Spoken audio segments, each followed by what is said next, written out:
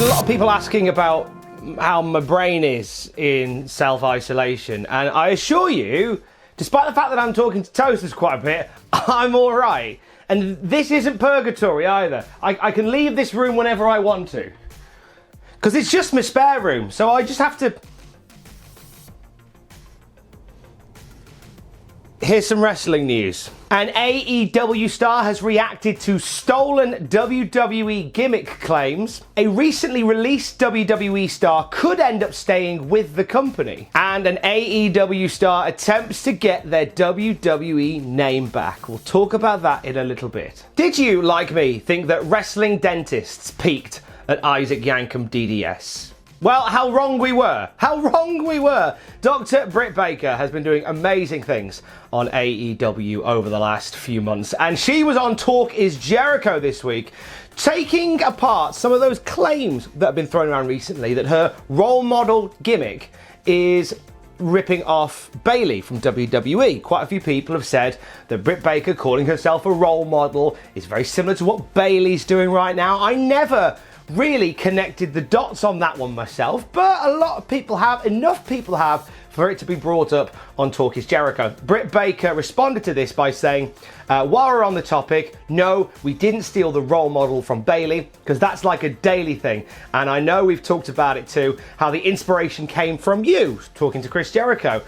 For Chris Jericho, the role model. I don't want to say I don't know totally what's going on with Raw and SmackDown, because I try and stay in touch with it all, but at the same time, I'm a dentist and a professional wrestler. I don't know every single storyline of what's going on every single week. So it wasn't until I actually said the words role model on TV, and then I got the Bayley army coming at me, you're stealing her gimmick. I even knew she was calling herself that too.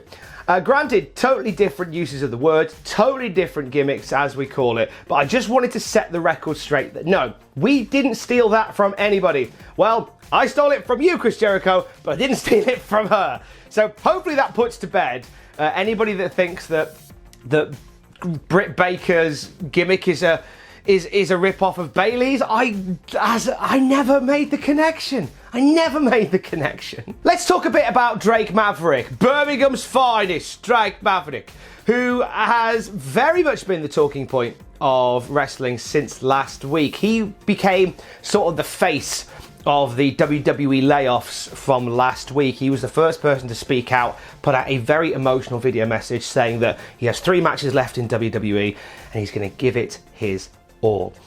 There is some speculation, some rumour and innuendo that very video may have saved Drake Maverick's job to an extent.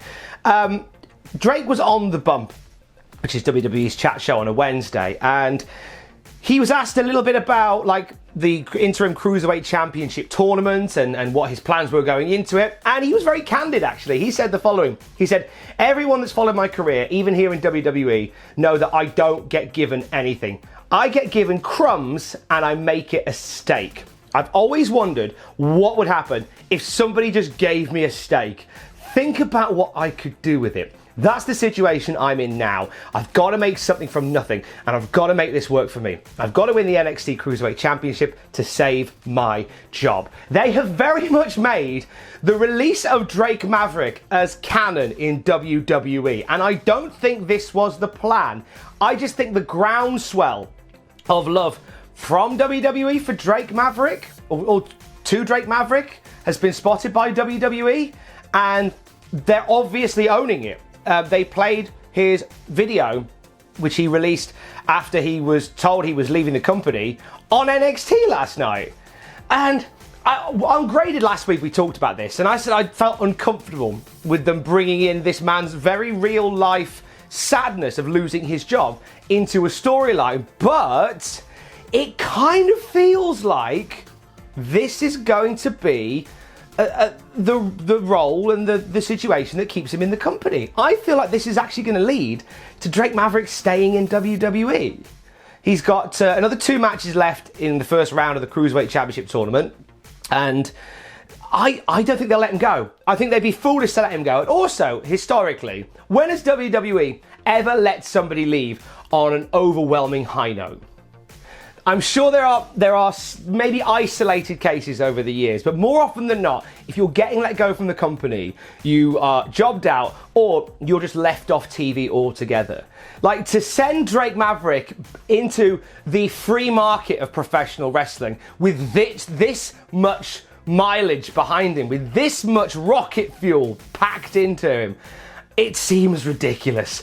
I'm going to call it now. Drake Maverick stays in WWE. I'm going to call it. I hope I'm not wrong. Speaking of releases, last week, amongst the 30 plus releases of on-air talent, one of those names that really stuck out to me was Mike Keota, who was a senior WWE official. 31 years Mike Keota has been with WWE. He has refereed the biggest matches in wrestling history. Like, him and Hebner, between them, are like the third man in the biggest wrestling moments ever. Some highlights include things like the rise of Shawn Michaels. Mike Keota was a senior official during that time. He refereed the night that Austin became the WWF champion. He was refereeing throughout the noughties. He refereed Brock Lesnar and Roman Reigns. He was refereeing.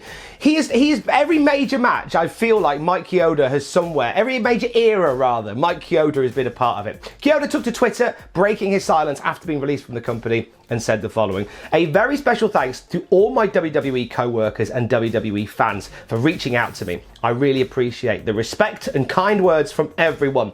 During these unprecedented times in our lives, everyone and their families, be safe and God bless."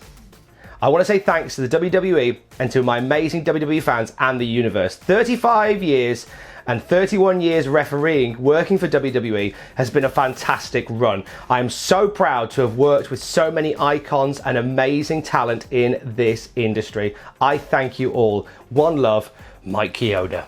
Godspeed, Keota.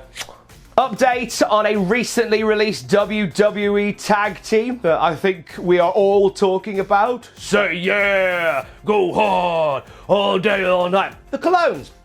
Primo and Epico Cologne let go from their WWE contract last week. I can confirm that they will be making an appearance at the Legends of the Ring convention on October the 3rd in New Jersey. They're going to be appearing, get this, how's this for bang for your buck, as the Colognes and Los Matadores. I presume that they'll be doing two different signings in two different rooms and running back and forth from one to the other, like that scene in the restaurant in Mrs. Doubtfire. And finally, Rhodes, where we're going, we don't need roads. Not my words, nor the words of Cody Rhodes, who very much needs roads and has applied for a trademark for it. I will explain. Cody in the news today because he has trademarked his former ring name, Cody Rhodes. Of course, Cody Runnels has had issues with using the surname Rhodes because it's technically been owned by WWE. They've owned the trademark on that for the longest of time, but they applied for the trademark for, and I quote, G&S, bandanas, hats, hooded sweatshirts, jackets and socks, pants, shirts, sweatshirts. He's going to sell socks with Cody Rhodes on, among other things. Now, WWE filed the trademark for the name Cody Rhodes back in October of 2009, and it was valid for 10 years. So they got a warning in 2018 to say, hey, WWE lads, the trademark for this is running out. If you want to renew it, you might want to get your skates on and renew it, mates. And they didn't. So, and now also the 6-month grace period if a renewal is not filed has now ceased. So Cody thrown his hat in the ring to get his old name back. I think this is appropriate. I think it had to happen. Like, for me, he's always Cody Rhodes anyway. But it's a shame that he can't use that name in a more marketable way. So he's taken his name back. It feels weird that this story is basically an AEW guy going after his old WWE name when his old WWE name feels such a part of who he is, if you know what I mean. So expect to be calling Cody Rhodes on AEW TV anytime now. I think that, to be honest, it feels like we've been calling him that already anyway. But there's just enough litigation that we haven't. Anyway, I'm rambling. Thanks for watching. Later on today on the Cultaholic YouTube channel, AEW Graded with Jack the Jobber. We'll find out everything that went down on Graded last night, on AEW Dynamite last night rather. Graded for graded. That's too meta. NXT graded with myself as well later on today. And Ross Tweddle will be here with your AEW TF moments. All those moments from AEW last night that made you go, what? All them ones. Have yourself a great Thursday. It is definitely Thursday. Stay safe. Love you. Bye.